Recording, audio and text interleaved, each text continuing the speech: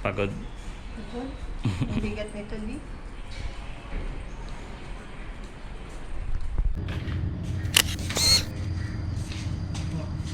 Lalagay ko na itong mga puti, mga Mars. Kasi nauna na yung decolor.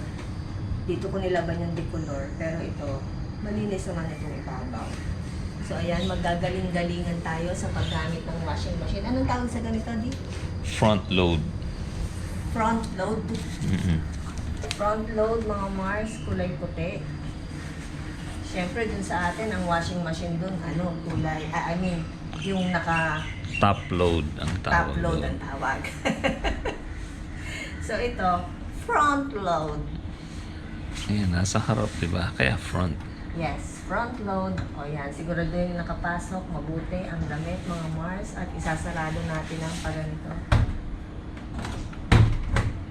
Yan. Yan, sarado na. O ngayon, lalagyan natin ng sabon. Dito daw yan nilalagay, mga Mars. Yung ating sabon, Dynamo. Liquid soap. Konti lang yun, kahit isa lang. So, malaki naman yung panakal nila, mga Mars. Ayan. 1 cup ng Dynamo. Dito siya nilalagay. Dito, kung meron kang Fabcon. Tama, di? Ayan. Ganyan. Tapos, power. Asan yung power? Pili ka ng setting mo. Ah, dito muna. Pihit mo. Daily wash. Sige, ibalik mo lang siya. Ganyan, tapos gano'n. Ayan. Ayan. Daily wash. Start na. Start. Ah, dito pala. Kala ko dito. Aha. 1 hour and 30 minutes. Hmm. Tagal. So, yan. Ang bilis, di ba, mga Mars? Dahil dyan, magsasampay na tayo ng decolor.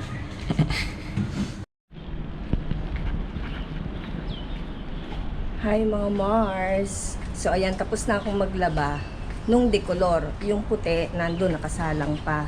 So natutulog si Daddy, kaya ako na lang muna yung pupunta sa palengke. Kasi gusto kong magluto ng pansit. So ayan, sasakay tayo ng elevator, mga Mars. Kasi tinatamad maglakad, pababa ng hagdanan, ang lola ninyo. Ngayon pa lang ako mamamalengke ng ako lang, as in ako lang ang lalakad. At ang dala kong pera ay $37. So, tignan natin kung kakasya siya.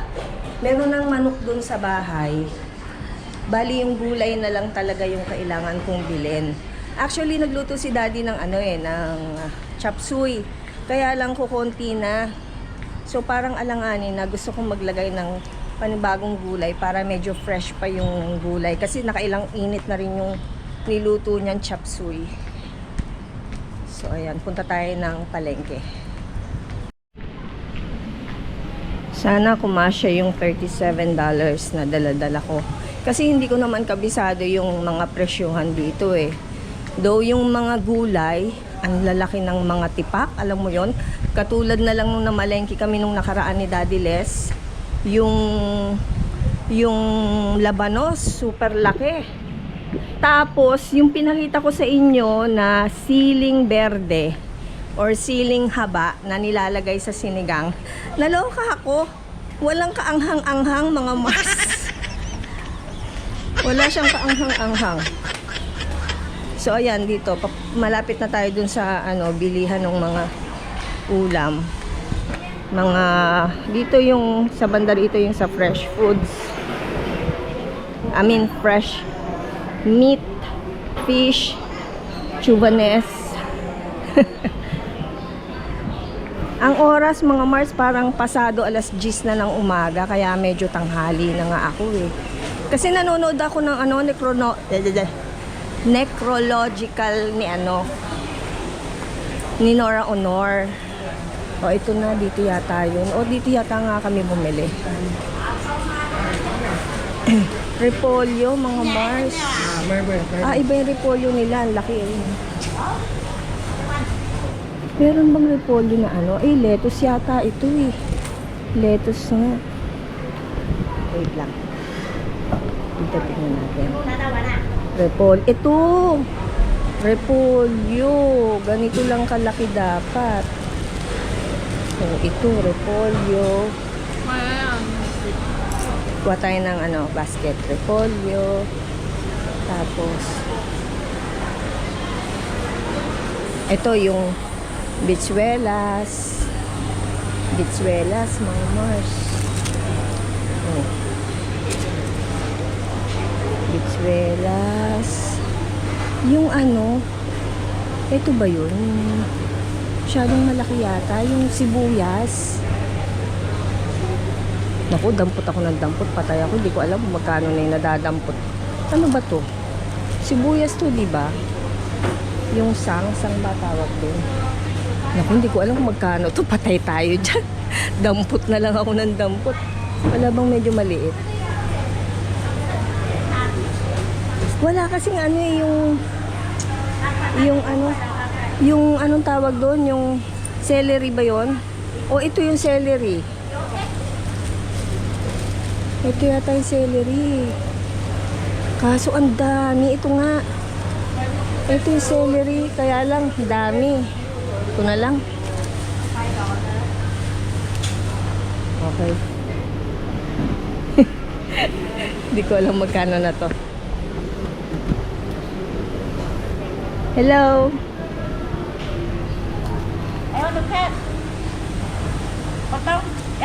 Yeah, sure. Thank you.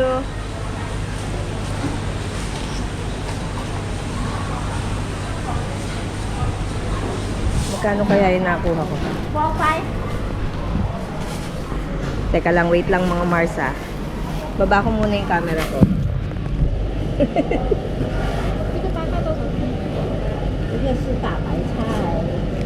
How much is the total? 450. 450. Okay. 450. Here, $5. Okay. So, nilapag ko yung camera ko mga Mars $450. 4.50. Ano ba? $4.50 yung nabili ko. Celery, may nakita kong celery kaso ang laki ng ay ito lintak. This one is celery. Celery, right? Can I buy? Konti lang. How much? Okay. I don't understand. Sorry. That decent. 3 cents. Oh, okay. This one put inside. Sorry. 30 cents. Okay, 30 cents. Okay, thank you. 30 cents. Thank you. Ano pa? Di sinasabi ko sa inyo sili, kalalaki mga Mars, wala namang hanghang. So, ayun lang naman yung kailangan dito. Repol. Carrot.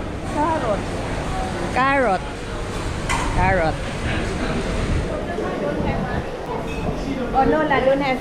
Okay, so yung binilan ko ng celery, medyo nahirapan akong intindihin kasi parang silang na may pagka-Chinese yung salita.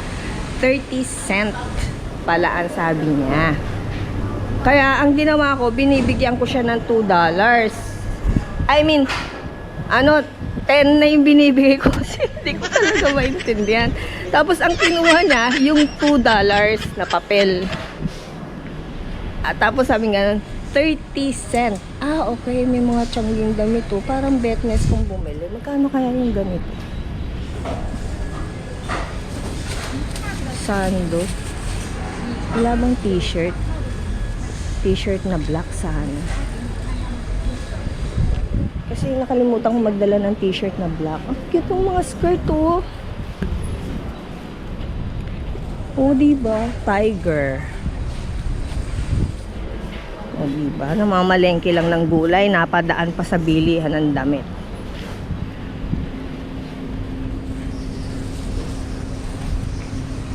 Wala siyang blouse na ano, plain na blouse. Ay, may ganito ako. Ito, oh, yan, oh. Yan mismo. Walang ano, t-shirt na black. Ay, let me see this one. Oh, it's a dress.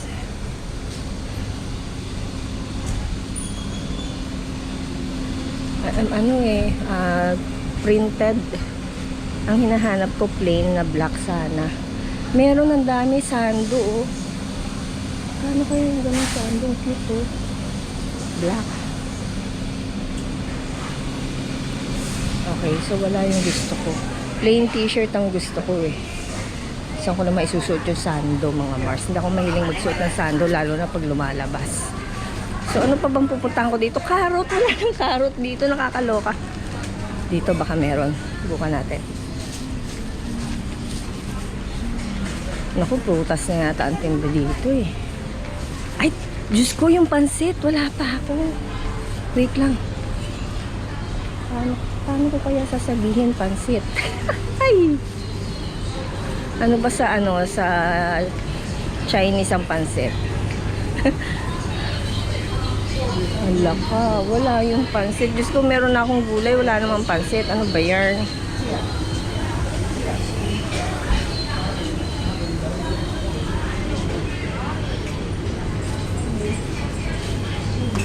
Sabi ni Daddy Les, dito daw may tinda, eh. May tindang mga pansit dito sa kung saan kami nag-laundry. Sabi niya meron daw dito, eh. Pansit. Wait nga muna, pasok ako dito sa loob. Eto mga Mars, nakabili ako. Buntoy rice vermicelli. Diyos ko. Ewan ko kung ito, yung pampansit. Sabi ni Daddy, ito daw yun, eh. I mean, sabi niya, marami daw tindang pansit doon. Eh, actually, hindi ko kilala yung mga pansit. Kasi, hindi mo alam, pagka naluto mo yun, baka mamaya parang sa palabok yun. Or baka mamaya para sa noodles. So, ito, nag-assume na lang ako na ito yung para sa pansit. Bahala na si Batman kung ano kalabasan ng pansit ko. Eh, hindi na ako nag-vlog doon sa loob kasi nakakahiya doon sa tindera. Baka mamaya, alam mo yun, mapagalitan ako. Andito na naman ako sa bilihan ng mga damit. Talagang binabalik-balik. Nahanap ako ng t-shirt. Wala, eh. Sando siya. Wait nga, makatingin nga.